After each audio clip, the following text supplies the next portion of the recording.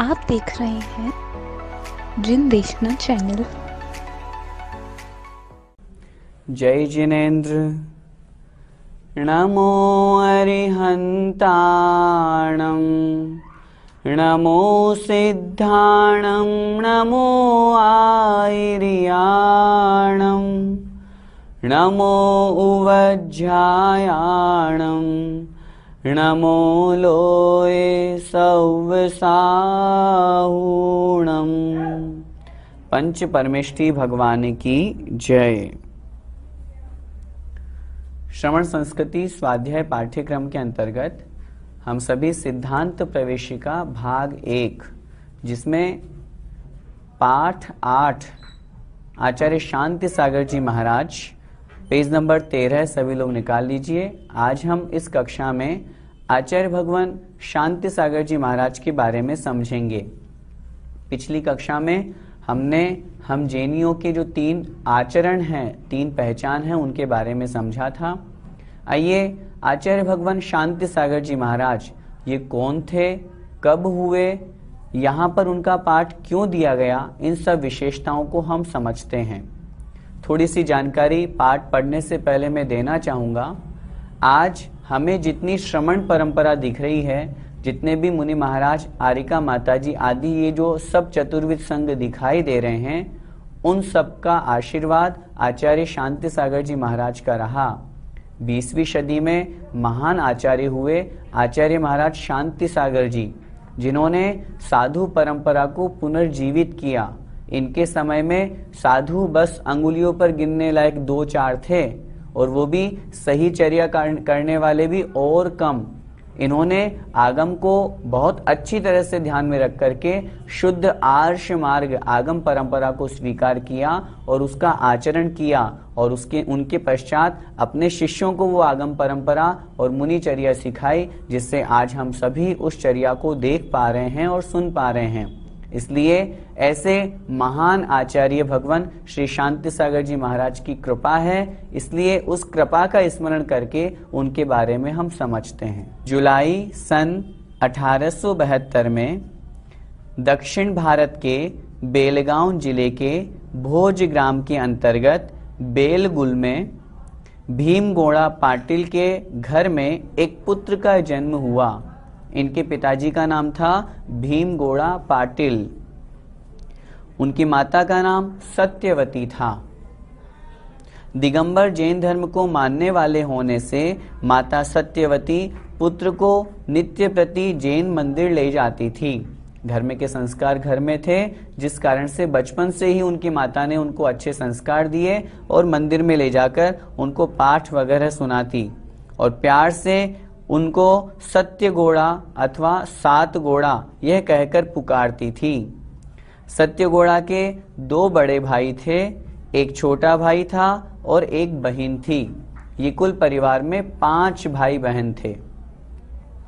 बालक 7 घोड़ा बचपन से ही पढ़ाई में प्रथम स्थान पर रहे और खेल कूद में भी, कैसा भी खेल हो उसमें प्रथम स्थान पर ही रहते थे। बालक सत्य घोड़ा ने कभी भी ऐसा कोई कार्य नहीं किया जिससे कभी डांट या मार पड़ी हो।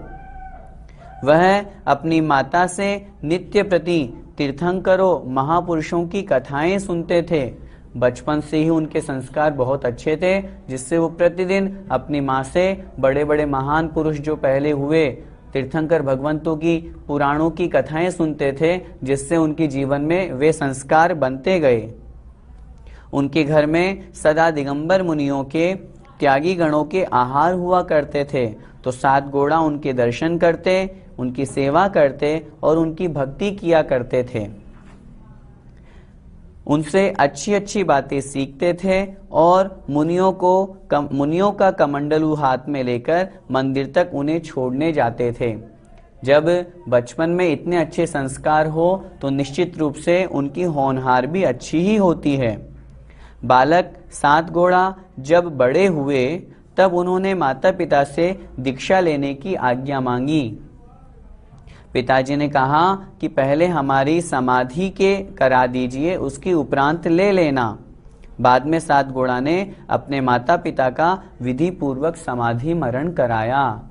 गृहस्थ अवस्था में उन्होंने वो धर्म के संस्कार नहीं छोड़े, माता पिता की आज्ञा का पालन किया और बहुत अच्छी प्रकार से उनकी सही समाधि संलेखना कराई। उनको बचपन से ही धार्मिक कार्यों में ही रुचि थी तथा उनके भाव मुनि बनने के ही होते थे, इसलिए बचपन से ही भोजन मौन पूर्वक करते थे। हम ये पाठ क्यों पढ़ रहे हैं? हम इसलिए पढ़ रहे हैं जिससे आचार्य भगवान शांति सागर जी महाराज के जीवन से हम भी कुछ सीख सकें। अभी हम मुनि तो नहीं हैं, लेकिन गृहस्थ में जिस तरह इनका इतना अच्छा आचरण था, वो आचरण हमारा भी बने।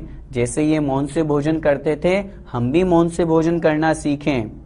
2 बार से ज्यादा कुछ भी नहीं खाते पीते थे, बाजार का कुछ भी नहीं खाते थे।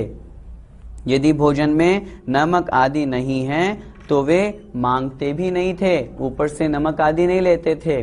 जो मिल जाता उसमें साम्य भाव संतुष्टि रखते, बस। युवा सातगोड़ा नित्य प्रति व्यायाम करते थे। उनकी ताकत ऐसी थी कि उनसे कोई भी जीत नहीं सकते थे। इतना सब कुछ त्याग करने के बावजूद भी शारीरिक शक्ति उनकी मजबूत थी। अन्याय अनीति से दूर रहते थे, कभी भी उन्होंने झूठ नहीं बोला। बचपन से इतने अच्छे संस्कार माँ के थे, इसलिए कभी किसी पैसा कमाने के लिए, बेईमानी के लिए, ठगने के लिए, इन सब कार्यों के लिए उन्होंने झूठ नहीं बोला। हमेशा सत्य व्रत का पालन करते थे। उन्होंने साधुओं की एवं माता पिता तथा असहाय लोगों की खूब सेवा की, इस कारण कभी बीमार भी नहीं पड़े।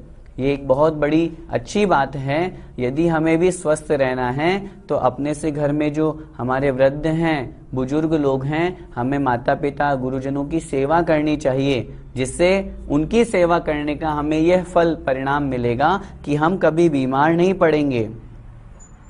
उन्होंने लड़ना झगड़ना तो सीखा ही नहीं था, कभी भी माता पिता व बड़ों के आदेश को टालते नहीं थे। कोई भी कार्य करते तो माता पिता से पूछ कर के ही करते थे, बड़ों की आज्ञा का पालन करते थे। सातगोड़ा पशु पक्षी पर बहुत प्रेम रखते थे। उनके खेत में पक्षी या जानवर आ जाते तो वह भगाते नहीं थे। देखो, जब मुनि बने, जब आचार्य बने, तब तो उनका जीवन अनमोल अलौकिक था ही सही, लेकिन गृहस्थ अवस्था में भी कितना सात्विक जीवन जीते थे। अगर पशु पक्षी कोई आ गया तो उसको भगाते नहीं थे, उनको देखते रहते थे और खुश होते रहते थे। उन पक्षियों के लिए पानी भर करके रखते थे कि पक्षी आएंगे पानी पिएंगे। आसपास के खेत वाले पक्षियों को, पशुओं को भगाते थे तो इनके खेत में आ जाते थे, फिर भी यह नाराज नहीं होते थे। सोचिए, अन्य लोगों ने इनके खेत में पशु पक्षियों को भेज दिया तो भी ये नाराज नहीं। पशु पक्षी इनका धान्य खा रहे हैं, फसल खा रहे हैं, नुकसान कर रहे हैं, तो भी उन्हें नहीं भगाते, खुश रहते।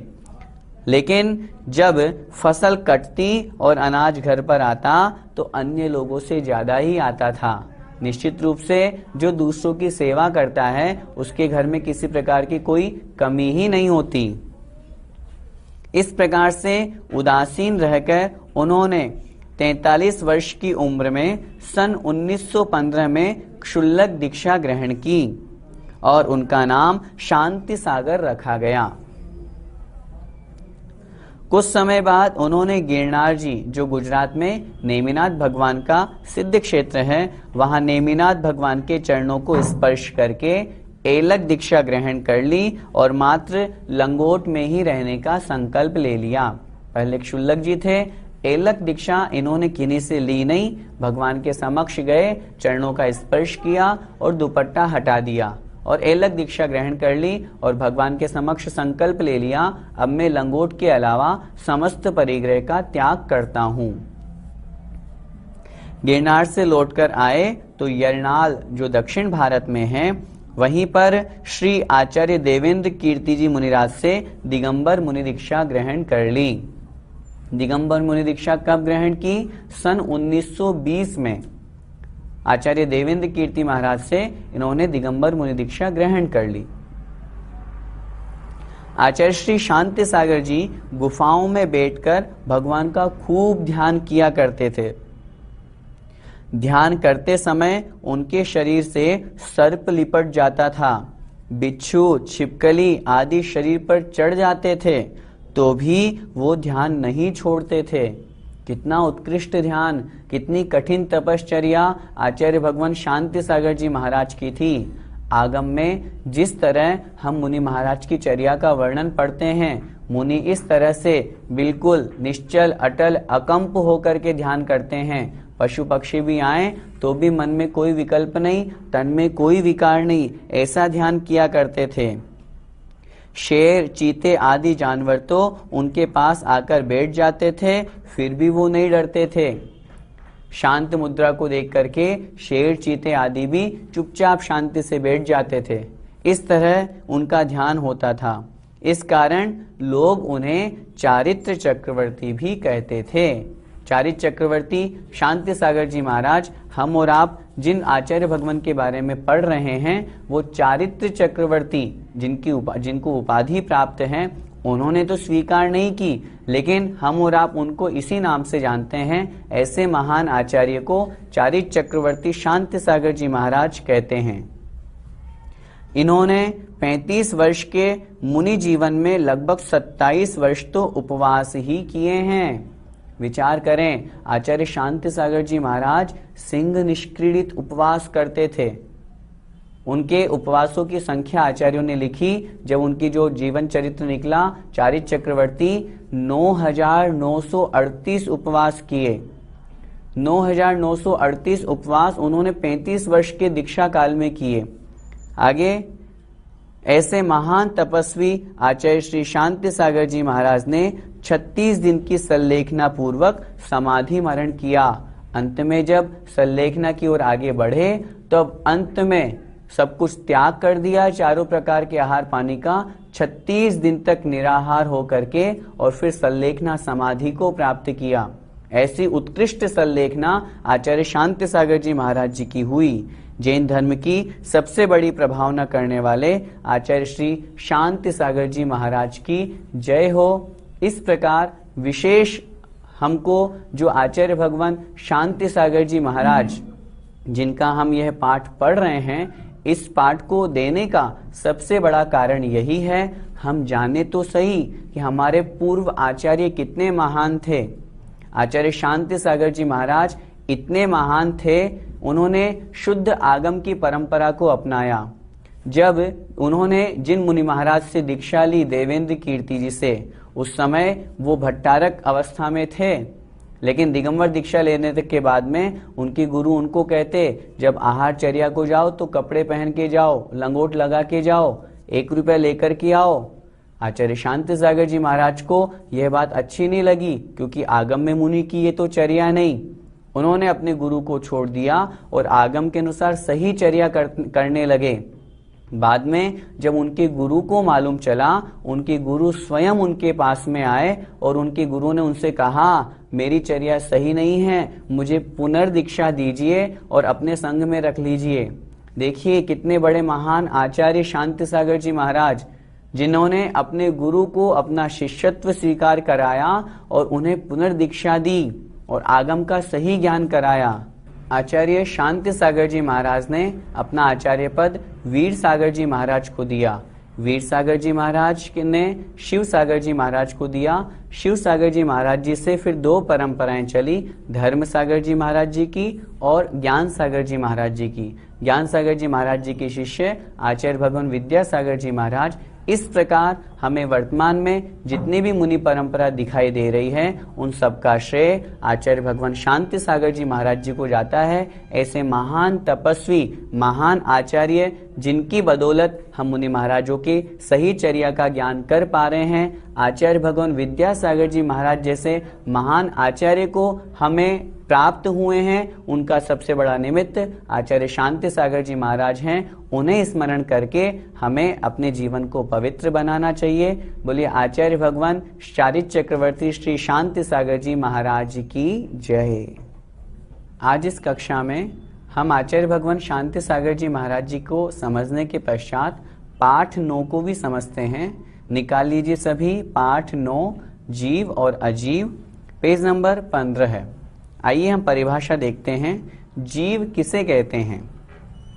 जिसमें जानने अर्थात ज्ञान और देखने अर्थात दर्शन की शक्ति होती है, जो सुख और दुख का अनुभव करता है, उसे जीव कहते हैं। जैसे मनुष्य, हाथी, घोड़ा, खटमल, लट, वृक्ष आदि। जीव की बहुत सीधी सी परिभाषा, जिसमें जानने देखने की शक्ति होती है, जो सुख दुख का अनुभव करता है। हम और आप ये जीव हैं। हमें विचार क्या करना है, इस पाठ को क्यों दिया गया है, हमें क्या शिक्षा लेनी है। जिनमें ये शक्ति है वे जीव हैं। कहीं हमसे उन जीवों की हिंसा तो नहीं हो रही, हम उन जीवों को पीड़ा तो नहीं पहुंचा रहे। इसलिए कौन जीव हैं कौन अजीव हैं, जब हमें इसका ज्ञान हो जाएगा तो हम जीवों की हिंसा से बचेंगे। छोटे छोटे प्राणी, छोटे छोटे कीड़े जो होते हैं, चींटी है, लट है, केंचुआ है, पेड़ पौधे आदि हैं, ये भी जीव कहलाते हैं। क्यों? क्योंकि इनमें भी जानने देखने की शक्ति विद्यमान होती है। ये भी सुख दुख का अनुभव करते हैं, इसलिए ये भी जीव हैं। जीव 2 प्रकार के होते हैं, 2 भेद होते हैं जीव के। सबसे पहला मुक्त जीव, दूसरा संसारी जीव। जो मुक्त कौन होते हैं? मुक्त जिनके 8 कर्म नष्ट हो चुके हैं, जो इस संसार के जन्म मरण के दुखों से छूट गए हैं और लौटकर इस संसार में वापस कभी नहीं आएंगे, उन्हें मुक्त जीव कहते हैं। जैसे सिद्ध भगवान, हमने पंच परमेष्टि का पाठ पढ़ा था, उनमें सिद्ध परमेष्टि की परिभाषा पढ़ी थी। जो 8 कर्मों को नष्ट करके सिद्धालय में चले गए, जो लोक के बिल्कुल अंत में टॉप पॉइंट पर विराजमान हो गए हैं।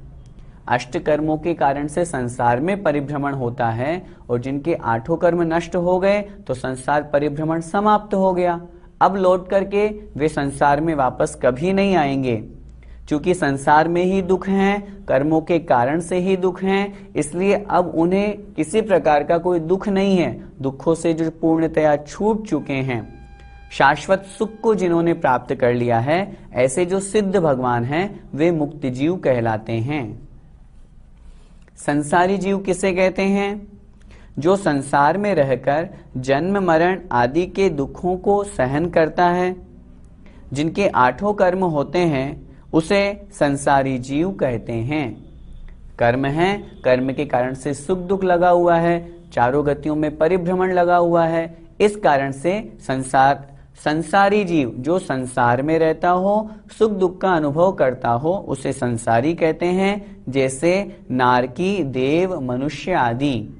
इसके अलावा तिर्यंच गति के जीव, जितने भी जीव हमें दिखाई देते हैं, ये सब संसारी जीव हैं। इनके अलावा नरकों में रहने वाले, देवगति में रहने वाले, ये सब जीव, हम सभी जीव संसारी कहलाते हैं, क्योंकि हमारे साथ में कर्म लगे हुए हैं, सुख दुख का अनुभव हमारा चलता रहता है।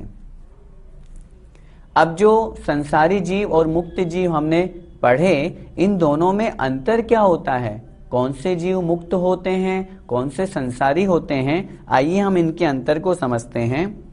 मुक्त जीव के कर्म, जन्म, मरण और दुख नहीं होते, किंतु संसारी जीव के कर्म, जन्म, मरण और दुख होते हैं। यही इन दोनों में अंतर है।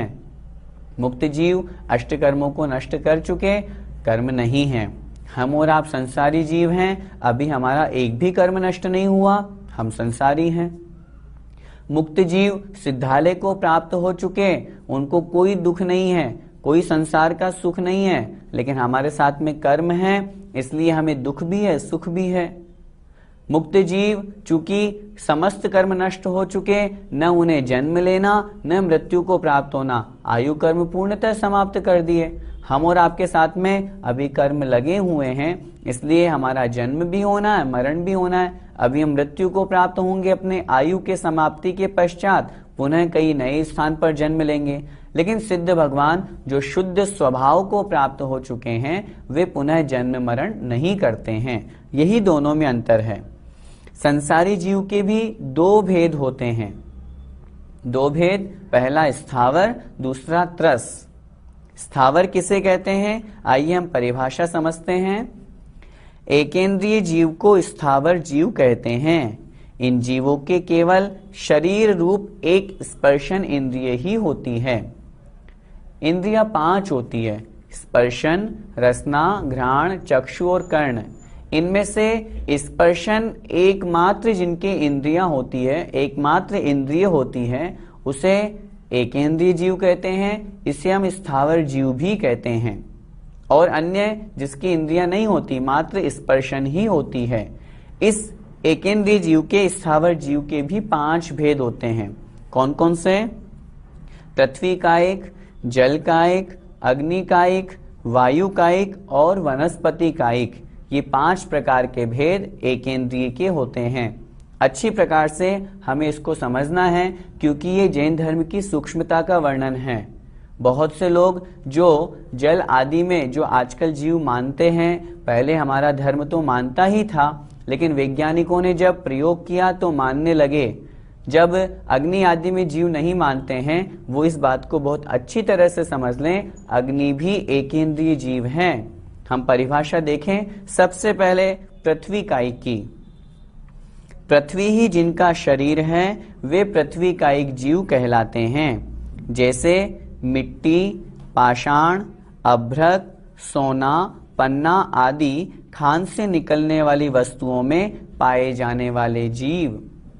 जितने भी पृथ्वी आदि, जैसे सामने पहाड़ है, पहाड़ जीव नहीं है, पहाड़ तो अजीव ही है, लेकिन उस पहाड़ के निमित्त से जो जीव वहां रह रहे हैं, पहाड़ को ही जिन्होंने अपना जन्म स्थान, अपना निवास स्थान बना लिया है, वे पृथ्वी का एक जीव होते हैं। जब ये उस पहाड़ के आश्रय से पहाड़ में, खान में रहते हैं, तब तक ये एकेंद्रीय होते हैं। जैसे माना कि हमने सोना को निकाला, सोना जब खान में था तो एकेंद्रीय था।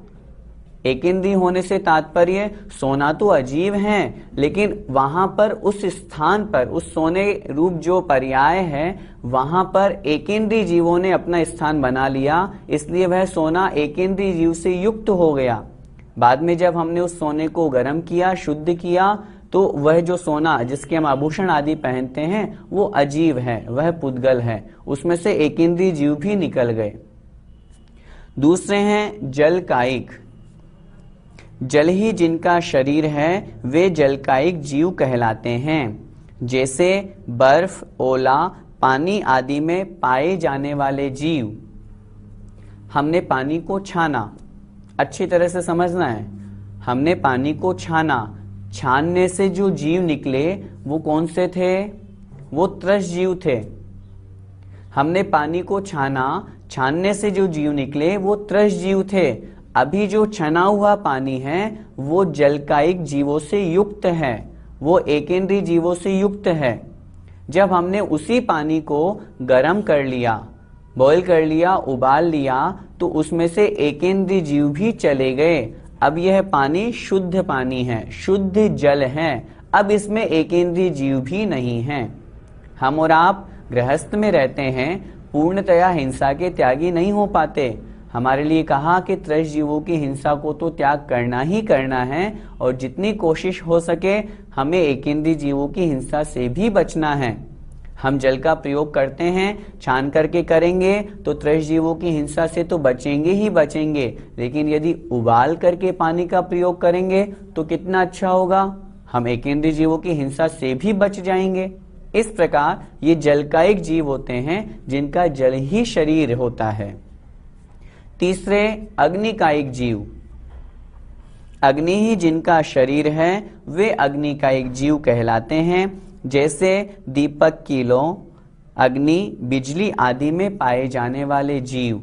बहुत से लोग जो होते हैं वो व्यर्थ में अग्नि को जलाते रहते हैं, एकेंद्रीय जीवों की हिंसा होती है। जो अग्नि जली वो तो एकेंद्रीय है ही सही, लेकिन उसके निमित्त से वातावरण में जो त्रस जीव थे, छोटे छोटे जीव थे, वो भी मरण को प्राप्त हो जाते हैं। माना हम गृहस्थ हैं, हम पूर्णतया अग्नि नहीं जलाने से नहीं रह सकते, अग्नि जलानी ही पड़ती है, घर गृहस्थी का कार्य है, भोजन आदि बनाना ही है, लेकिन हम व्यर्थ की अग्नि न जलाएं। हमारे घरों में लाइट पंखे व्यर्थ में चलते रहते हैं, कितनी जीव हिंसा होती है। जो बिजली जल रही है वो तो एकेंद्रीय है ही, उसके निमित्त से कितने त्रस्त जीव मरते हैं। हाँ, आवश्यकता हो हम अवश्य जलाएं, हमें पढ़ना है, घर गृहस्थी का कार्य करना हो करें, लेकिन यदि व्यर्थ में जला रहे हैं तो फिर वहां पर हमें जीव हिंसा अधिक होगी, जीव हिंसा का दोष लगेगा। कोशिश करें हम अग्नि का एक जीवों की हिंसा से बचने का प्रयास करें। चौथे हैं वायु का एक जीव। वायु अर्थात हवा ही जिनका शरीर है वे वायु का एक जीव कहलाते हैं। जैसे हवा, आंधी आदि में पाए जाने वाले जीव, ये भी एकेंद्रीय जीव के अंतर्गत आते हैं। अंतिम पांचवे कौन से हैं? वनस्पति का एक जीव। वनस्पति ही जिनका शरीर है वे वनस्पति का एक जीव कहलाते हैं। जैसे वृक्ष, लता, फल फूल आदि में पाए जाने वाले जीव। वनस्पति काय को अच्छी तरह से हमें समझना है। वनस्पति, ये जो फल फूल पेड़ पौधे आदि हैं, ये सचित्त हैं, इनमें एकेंद्रीय जीव पाए जाते हैं।